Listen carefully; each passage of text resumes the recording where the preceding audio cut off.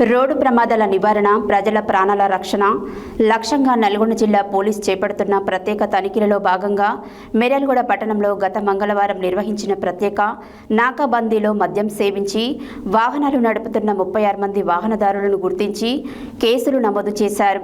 అనంతరం నేడు వారందరినీ గౌరవ న్యాయస్థానంలో హాజరుపరచగా కేసులను విచారించిన న్యాయస్థానం తగిన శిక్షలు విధించింది.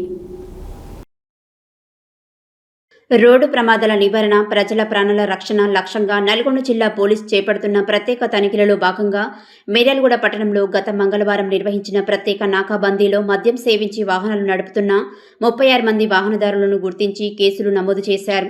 అనంతరం నేడు వారందరినీ గౌరవ న్యాయస్థానంలో హాజరుపరచగా కేసులను విచారించిన న్యాయస్థానం తగిన శిక్షలు విధించింది.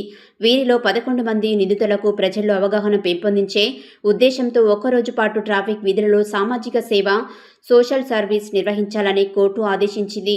కోర్టు ఆదేశాల మేరకు ట్రాఫిక్ పోలీసుల పర్యవేక్షణలో వారు ట్రాఫిక్ నియంత్రణ విధుల్లో పాల్గొని ప్రజలకు రోడ్డు భద్రత, ట్రాఫిక్ నియమాల పాటింపు, మద్యం సేవించి వాహనాలు నడపడం వల్ల కలిగే ప్రమాదాలపై అవగాహన కల్పించారు. ఈ సందర్భంగా నల్గొండ జిల్లా ఎస్పీ శరత్చంద్ర పవార్ మాట్లాడుతూ మద్యం సేవించి వాహనం నడపడం అనేది కేవలం చట్ట ఉల్లంఘన మాత్రమే కాదని, అమాయకుల ప్రాణాలను ప్రమాదంలోకి నెట్టే అత్యంత బాధ్యత రహిత చర్య అని పేర్కొన్నారు.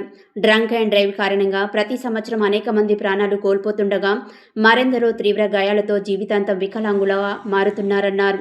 ప్రతి వాహనదారుడు తన కుటుంబ సభ్యుల గురించి, తన కోసం ఎదురుచూస్తున్న వారి గురించి ఒక్కసారి ఆలోచించి మద్యం సేవించిన అనంతరం ఎట్టి పరిస్థితుల్లోనూ వాహనం నడపకూడదని సూచించారు.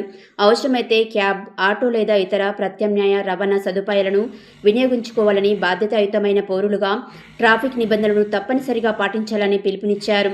రోడ్డు ప్రమాదాలను తగ్గించడం లక్ష్యంగా జిల్లా వ్యాప్తంగా డ్రంక్ అండ్ డ్రైవ్ ప్రత్యేక తనిఖీలు మరింత విస్తృతంగా నిరంతరాయంగా కొనసాగుతాయని, చట్టాన్ని ఉల్లంఘించే వారిపై రాజీ లేకుండా కఠిన చర్యలు తీసుకుంటామని జిల్లా ఎస్పీ శరత్చంద్ర పవార్ స్పష్టం చేశారు.